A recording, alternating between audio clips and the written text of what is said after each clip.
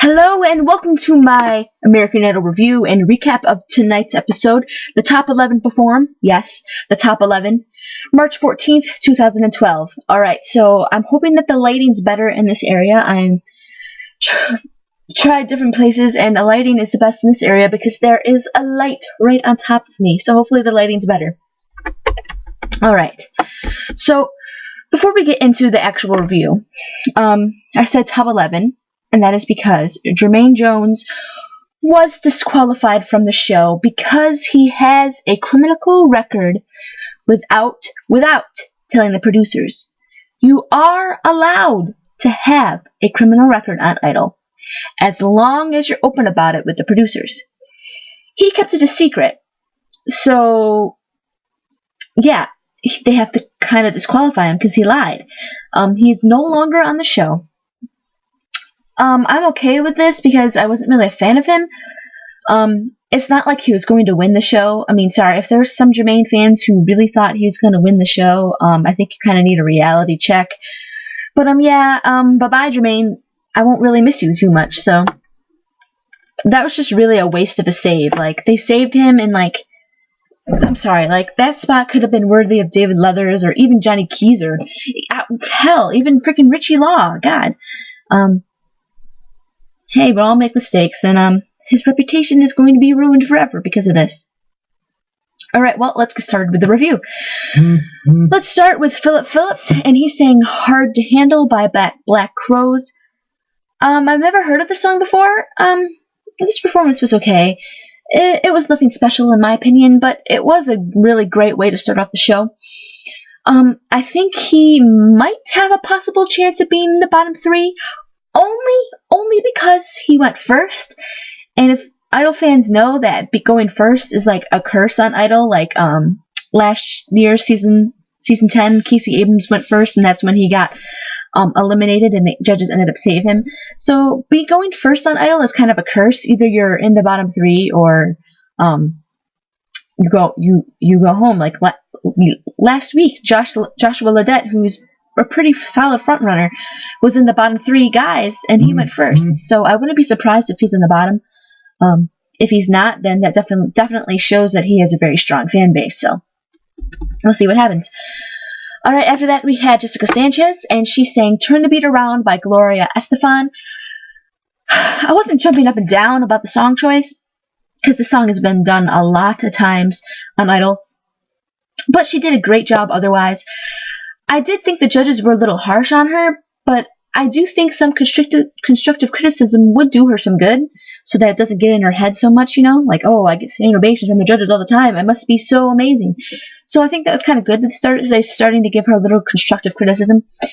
But it was still a good, solid performance, even though the judges weren't jumping up and down for it. I love how she interacted with all the different band members. This was overall she has an overall great stage presence, which is something you definitely need in order to be good in this music business. Alright, after that we had Heejun Han singing Right Here Waiting by Richard Marx. This wasn't as bad as the judges said it was. The judges were pretty harsh tonight, which I guess could be a good thing because last season they just pretty much, praised everyone all the time. So it's weird and it's different to actually see them say negative criticisms, but even though they were kind of harsh on him, it was kind of true. The vocals were rough, but I still love Heejun, and I would love to see him stay in this competition at least a few more weeks, but do I think he'll win? No. I mean, I really just want him to go on tour, because I want to meet him. So if he goes on tour, I'm good. He can come 10th place. As long as he's on tour, it's good. I just want to meet him. Alright.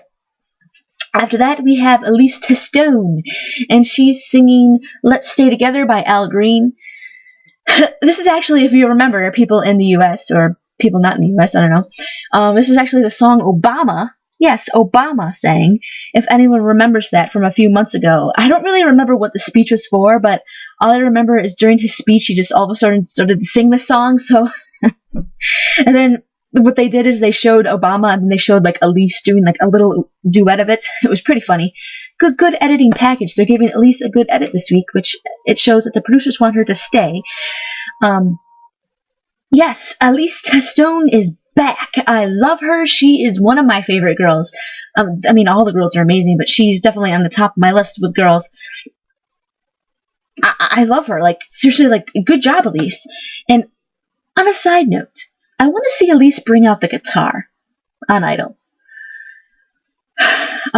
There's actually a few videos floating around on YouTube of her jamming on her guitar before Idol.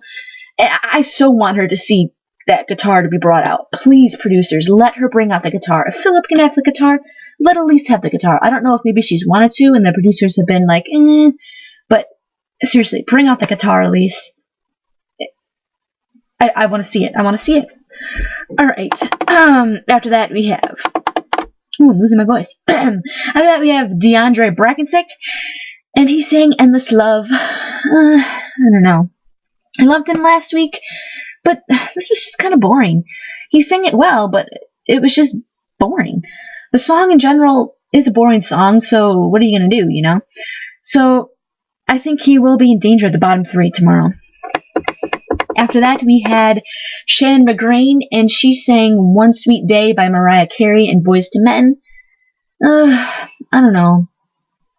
She was better than last week, but she just doesn't compare to all the other girls this year. Like, she has a good voice, a good average voice, but I just don't think there's really nothing special to me. Like, I don't know. I'm not a fan. But it was better than last week's, you know, but I think she will be in danger at the bottom 3 because it was, I don't know. I mean, it was kind of boring. It was kind of a boring song. The judges liked it, but I wasn't feeling it. Alright, so after that, we had Colton Dixon, and he sang Broken Heart by White Lion. I've never heard of this song, but I loved it. Sometimes I like when someone on Idol does a song that I never heard, because it makes me feel like it's their song, you know? Like, last season on American Idol, Haley Reinharts sang What Is and Should Never Be, and that is a Led Zeppelin song. And, you know, Led Zeppelin, it's kind of old for my generation, but I never really heard the song. I mean, I've heard some Led Zeppelin songs, but I never heard this one. And, you know, I loved it, and it made me feel like it was her song because I never heard it before. So, like, that's kind of what I liked about this. It felt like, you know, it could be a Colton song on a Colton CD because, you know, I've never heard the song before, so I don't know what it originally sounds like, you know. So, for me, I really didn't understand what Steven was saying. Steven said he didn't like the song choice. Okay, Steven, since when have you become so critical on Idol? I didn't really hear too many beautifuls tonight, did I? I don't really remember. But, honestly, I thought this was Colton's best vocal performance to date. I think he was on pitch. I always thought that, you know, Colton has what it takes to win this thing. But I always thought that his vocals were a little weak and he needed to work on them. I thought his vocal performance was fantastic. I think what he needs to work on is I think he needs to work more on his stage presence. I think, you know, just jumping up and down and, you know, banging your head won't always just cut it. But damn, this was pretty gosh darn good, and I think he's definitely going to be safe this week. Okay, so after that, we had Erika Van Pelt, and she sang Heaven by Bryan Adams. Love Erika's voice and her tone. I do agree it was a little pitchy here and there, but I still loved every second of this performance, so hey, what are you going to do? I really hope America agrees and votes her through to next week. Please, America, just vote this girl through. She deserves it. After Erika, they talk about Jeremy being disqualified, yada yada. I already talked about it at the beginning of the review, so let's move on. After that was Skylar Laine, and she sang Love Sneaking Up on You by Bonnie Wright. Will my phone stop vibrating? Thank you. Alright, I've never heard the song either, but damn, I loved it. I love it, Skylar. I love the song. I love the performance. I'm starting to love her more and more. I think she definitely has a very good chance of, you know, cracking that top 3 or even, you know, top 2. I mean, because for one, she is country, and country always does good on Idol, and she has pretty amazing vocals. I think she's kind of underestimated because, you know, Hollie and Jessica, you know, are top notch on their vocals, but she has pretty gosh darn amazing vocals. She barely misses a note. She has a great range. Her personality is great. she seems like a nice girl. She seems like someone fun to hang around. She seems like just the average country going girl. She seems like a great girl, a great kid. And honestly, I think win or lose, she will definitely be picked up by a label. I mean, she's just that great, and she's country, so country artists have always done good on Idol. So I think she's set win or lose. But I would like her to get up to that top 3, top 2 spot. Next, we have Joshua Ledet singing When a Man Loves a Woman. Damn, boy, this was great. Standing note from the judges. I'm starting to think there will be at least one standing ovation each week this year. I'm not sure if that's a bad or a good thing. I'll let you guys decide. Even though this was by far the best performance of the night, I'm still not really a fan. Like, yeah, he can sing, but it's just not really something that I would buy. For me personally. His voice is great. I mean, don't get me wrong, but I'm just not really into the whole church gospel music. It's not my thing, Season 3, Fantasia Barrino won. I've never listened to any of her stuff. Yeah, I think she definitely deserved to win that season of Idol, because she was by far one of the best singers that season. But, it's just not my kind of music that I listen to. It's just not, I mean, I'm a white girl. I mean, I don't listen to gospel music. I mean, come on. But, I think if he added maybe some more R&B, maybe I would like it more, but I don't know. It's just not my thing. But yeah, I mean, he's good and he's set, so he's definitely going through next week. And lastly, we have Hollie Cavanagh singing Power of Love. I feel like it's either hit or miss with Hollie, and I know all the Hollie Pops, yes, Hollie Pops, that's her fan base name, will be mad at me, but I thought this was more of a miss. Yes, she sang the living daylights out of the song, but it had no feeling, no emotion. I think she will be safe this week, but I think she really needs to do more than just deliver a solid vocal performance. She needs more personality. She needs better stage presence. She still looks terrified up there half the time. She needs to be more comfortable when performing, or else her performance won't seem believable. She has a lot of work to do, but I think that she could achieve those goals that I'm setting for her. If she's watching, yeah, you need to achieve these goals. And she could possibly walk away with the prize. So I think she has a lot to work on, and I think she could achieve those goals. So, she has a lot of work to do, but she can do it. I know she can. Alright, so a very solid episode of Idol tonight. It was pretty crazy with Jermaine Jones being disqualified, but I think the producers handled it well. Tomorrow, one person is supposed to be sent home. But if anyone remembers, back in Season 2, when a similar situation happened with Corey Clark, they didn't have anyone go home for that week, and the following week, all the votes counted for both weeks. So I think that's what they're going to do again. Tomorrow, I feel like they're going to have like the bottom two people, and they're going to be like, no one goes home this week, yay!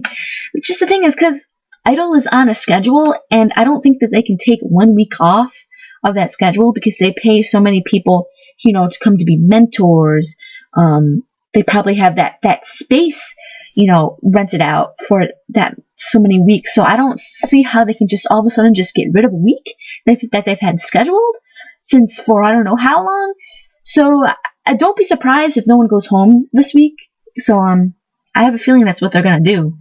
If they don't, then hey, I'm wrong, but I have a feeling that's what's gonna happen. So alright, thank you for watching.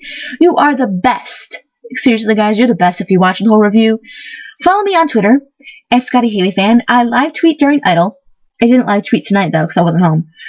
But, if you follow me, you have to know that I am one crazy Haley Reinhart fan. This is a little side note. Her single is coming out March 20th, and yes, Interscope has a SoundCloud. If you want to listen to it now, go to interscope.com. I think it's .com. Interscope, their website. Go to Haley Reinhart. There will be a SoundCloud. You can listen to it. It is pretty great and fantastic, and you should all buy it. Do it. I'll have a link in the description for you to check it out, and I'll have a link in the description for my Twitter. Alright, so comment down there. Tell me who you liked. Rate over there, and then subscribe up there. Thank you very much, and thanks for watching.